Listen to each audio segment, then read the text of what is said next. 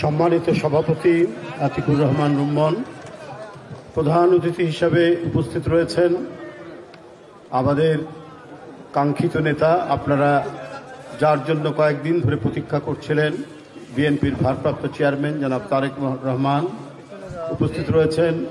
এই অঞ্চলের এবং কেন্দ্রের অত্যন্ত গুরুত্বপূর্ণ নেতৃবৃন্দ, আসাদুল হাবিব দুলু ভাই সহ আরো অনেক নেতৃবৃন্দ, প্রত্যেকের নাম পদ ধরে বললাম না, সময় সংক্ষিপ্ত। সবাই উন্মুখ হয়ে আছি আমাদের চেয়ারম্যানের বক্তব্য শোনার জন্য। আমি শুধু দুই তিনটা কথা বলে আমি শেষ করে দেব।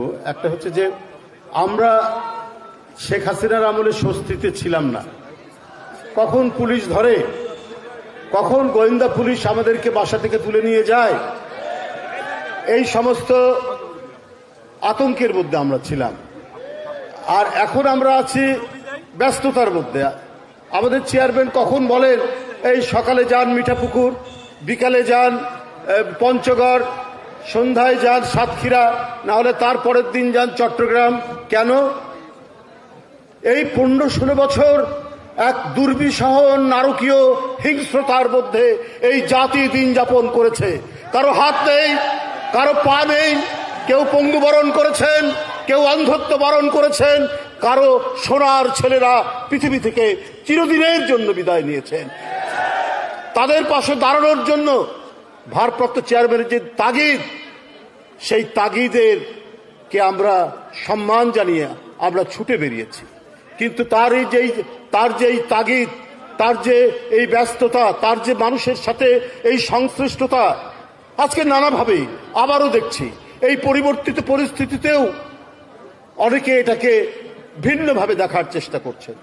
তার এই কর্মব্যস্ততার মধ্যেও যেন খুব সূক্ষ্মভাবে তাকেই টার্গেট করা হয়েছে।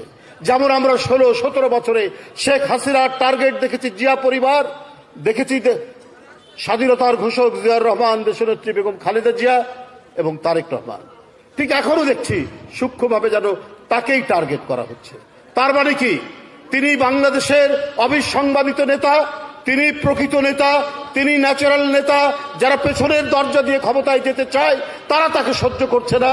এই কারণেই আমরা দেখি নানা ধরনের বক্তব্য, বিবৃতি এইখানে আসছে। কই শেখ হাসিনা বলেছিলেন তারেক রহমানের মালয়েশিয়ায় কারখানা আছে, ইন্ডাস্ট্রি আছে। উনি অবৈধভাবে 16 বছর ক্ষমতায় থেকে কোথায় সেই কারখানা, কোথায় সেই ইন্ডাস্ট্রি, কোথায় সেই ব্যবসায়? একটাও তো তার প্রমাণ দিতে পারলেন না।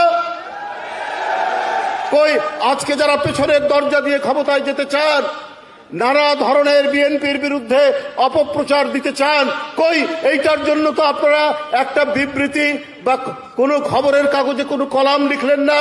আর আজকে যখন শেখ হাসিনার ভাগ্নি শেখ রেহানার মেয়ে 4 বিলিয়ন পাউন্ডের অভিযোগ এসে তাকে একটি ব্রিটেনের একটি তদন্ত সংস্থা থেকে ওখান থেকে তাকে বের করে দেওয়া হয়েছে, অব্যাহতি দেওয়া হয়েছে। কই টিউলিপ?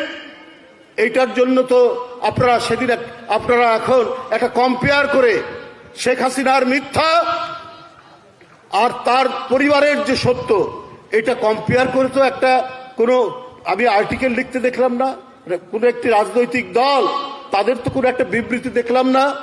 কিন্তু অত্যন্ত সূক্ষ্মভাবে তারা এই কাজটি করার চেষ্টা করছেন, তারা করে গেছেন।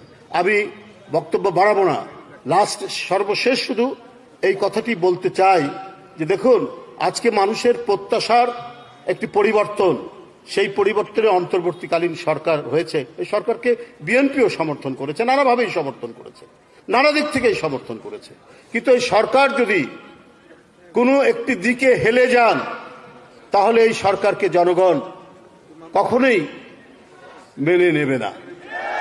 এই সরকার তাকে যে নিরপেক্ষতার দায়িত্ব দেওয়া হয়েছে, সেই নিরপেক্ষ দায়িত্ব তিনি তাদেরকে পালন করবেন। সরকারের আইজি বলেন আমাদের হাতে কোনো ম্যাজিক নাই, আইন শৃঙ্খলা পরিস্থিতি রাতারাতি আমরা ঠিক করতে পারবো না। এখানে ছিনতাই হচ্ছে, ডাকাতি হচ্ছে, এমনকি ব্যাংক ডাকাতি হচ্ছে। আপনার হাতে তো ম্যাজিক না, আপনার তো দায়িত্ব এবং উদ্যোগ দেখবে মানুষ যে আপনি এই দায়িত্ব পালন করছেন। কিন্তু সেই দায়িত্ব কি পালিত হচ্ছে? কেন ব্যবসায়ী মারা যাচ্ছে, হত্যাকাণ্ডের শিকার হচ্ছে? কেন শ্রমিক অসন্তোষ হচ্ছে? কেন জিনিসপত্রের দাম কমাতে পারছেন না? কেন সোনালী মুরগির দাম মাত্র 2 দিনে 30 টাকা বাড়বে? কেন আপনার ব্রয়লার মুরগির দাম 2 দিনে 20 টাকা বাড়বে?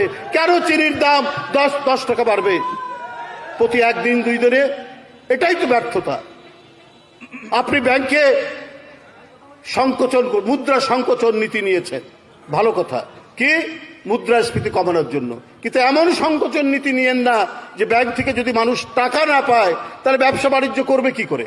একটা মধ্যম পন্থা তো অবলম্বন করতে হবে, যে অবাধে যেন টাকা পাচার না হয় সেটাও দেখতে হবে, আবার মানুষ যাতে টাকা পেতে পারে সেই ব্যবস্থাটাও তো করতে হবে।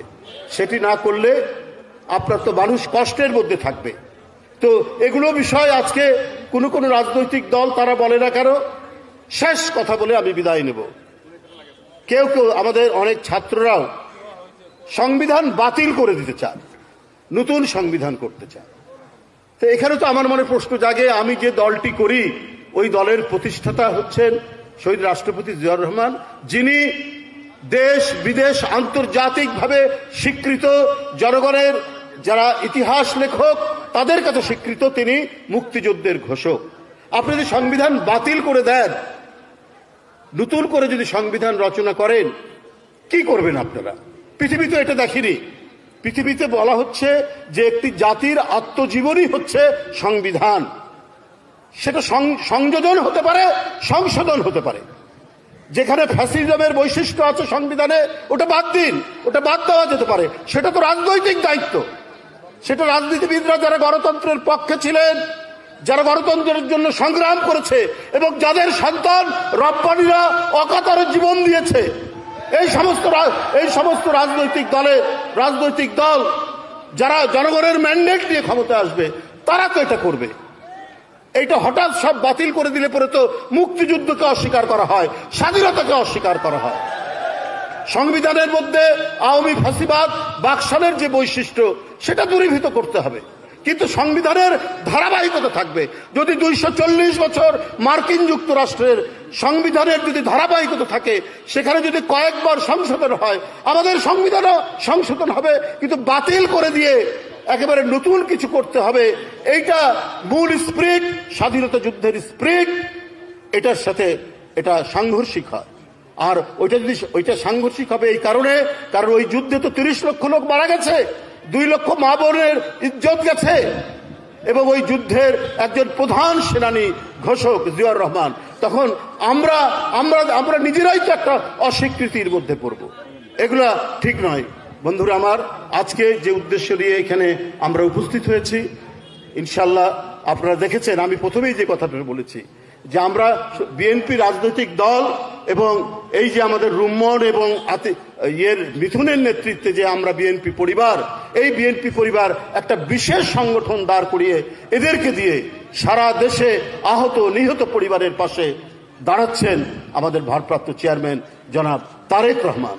আজকে আপনাদের সামনে তিনি ভার্চুয়ালি যুক্ত হয়েছেন বটে, কিন্তু তার আত্মা, তার মন মানসিকতা সব আপনাদের সাথে মিশে আছে, এবং তিনি এইভাবেই জনগণের সাথে, জনগণের কাছাকাছি, জনগণের সান্নিধ্যের জন্য সুদূর 6000 মাইল দূর থেকে, আটলান্টিকের পাড়ি থেকে আপনাদের সাথে নিবিড় সংযোগ রেখেছেন, এবং আপনাদের সুখ দুঃখ আনন্দ বেদনার সাথে তিনি নিবিড়ভাবে সম্পর্কিত রয়েছেন।